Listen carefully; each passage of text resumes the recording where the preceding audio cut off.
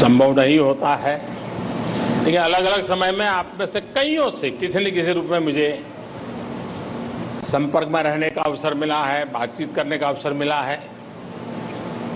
लेकिन मेरे लिए खुशी है कि आप समय निकाल करके मेरे निवास स्थान पर आए और परिवार के एक सदस्य के रूप में आए हैं। तो आपकी सिद्धि का यश आपके साथ जुड़ करके जैसे हर हिंदुस्तानी गर्व करता है, मैं भी गर्व कर रहा हूं। आप सबका मेरे यहां बहुत बहुत स्वागत है।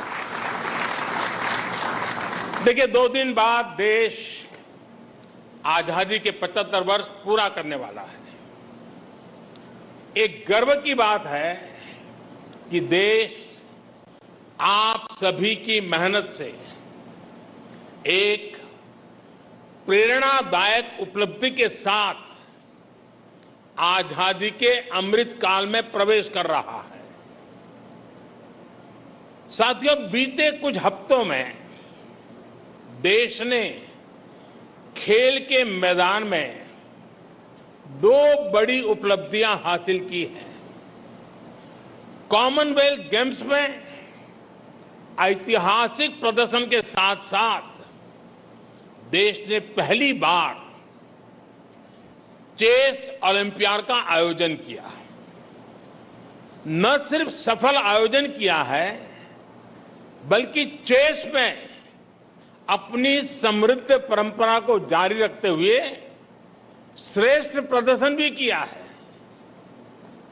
मैं चेस ओलंपियाड में हिस्सा लेने वाले सभी खिलाड़ियों को और सभी मेडल विजेताओं को भी आज इस अवसर पर बहुत बहुत बधाई देता हूं।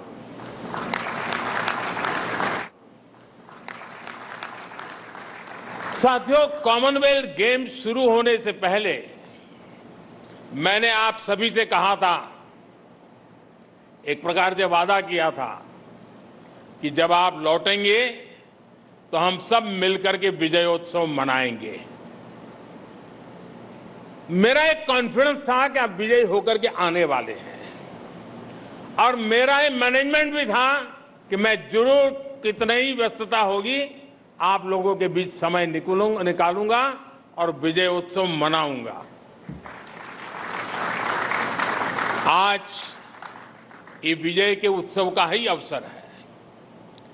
अभी जब आपसे मैं बात कर रहा था तो मैं आत्मविश्वास, वो हौसला देख रहा था, और वही आपकी पहचान है, वही आपकी पहचान से जुड़ चुका है। जिसने मेडल जीता वो भी, और जो आगे मेडल जीतने वाले हैं वे भी आज प्रशंसा के पात्र है।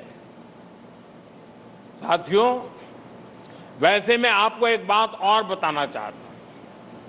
आप सभी तो वहां मुकाबला कर रहे थे, लेकिन हिंदुस्तान में क्योंकि टाइम डिफरेंस रहता है, यहां करोड़ों भारतीय रत जगा कर रहे थे।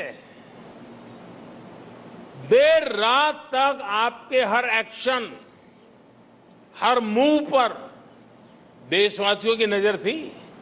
सभी देश को सिर्फ एक मेडल नहीं, सिर्फ सेलिब्रेट करने का, गर्व करने का अवसर ही देते, ऐसा नहीं है, बल्कि एक भारत श्रेष्ठ भारत की भावना को आप और सशक्त करते हैं। आप खेल में ही नहीं, बाकी सेक्टर में भी देश के युवाओं को बेहतर करने के लिए प्रेरित करते हैं।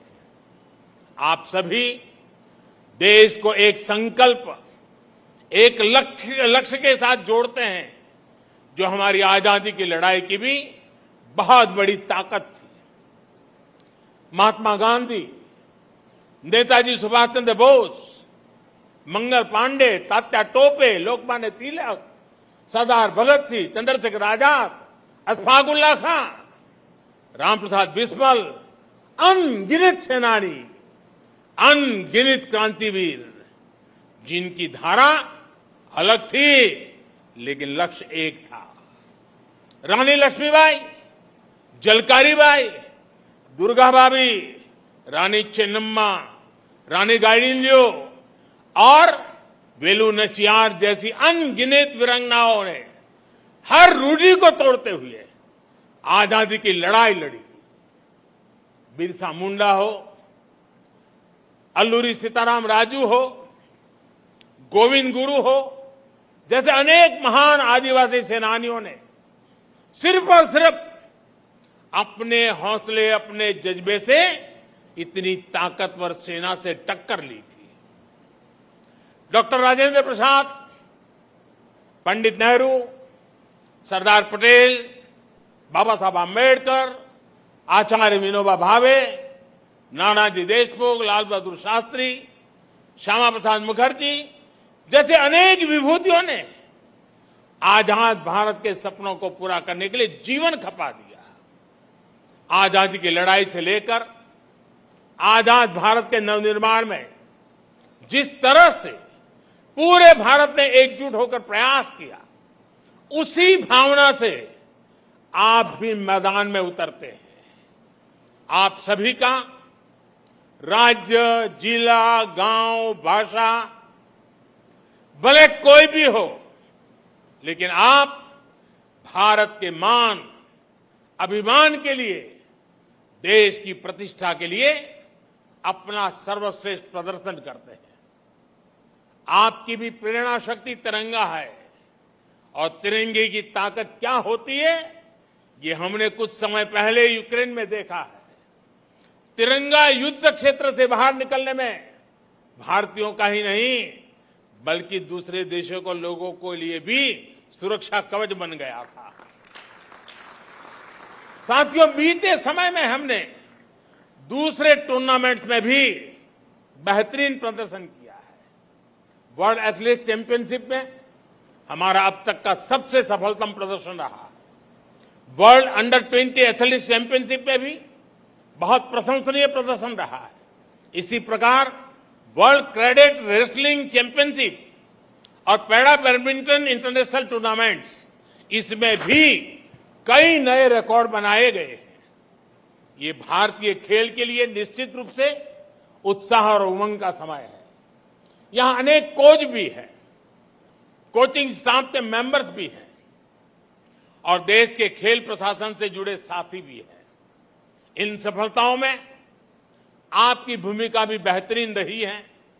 आपकी भूमिका बहुत महत्वपूर्ण होती है, लेकिन ये भी तो मेरे हिसाब से शुरुआत है। हम संतोष मान करके चुप बैठने वाले नहीं हैं।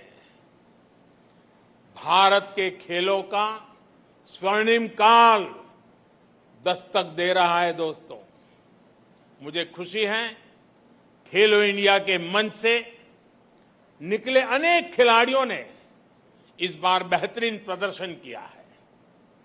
टॉप्स का भी पॉजिटिव प्रभाव देखने को मिल रहा है। नए टैलेंट की खोज और उनको पोडियम तक पहुंचाने के हमारे प्रयासों को हमें और तेज करना है।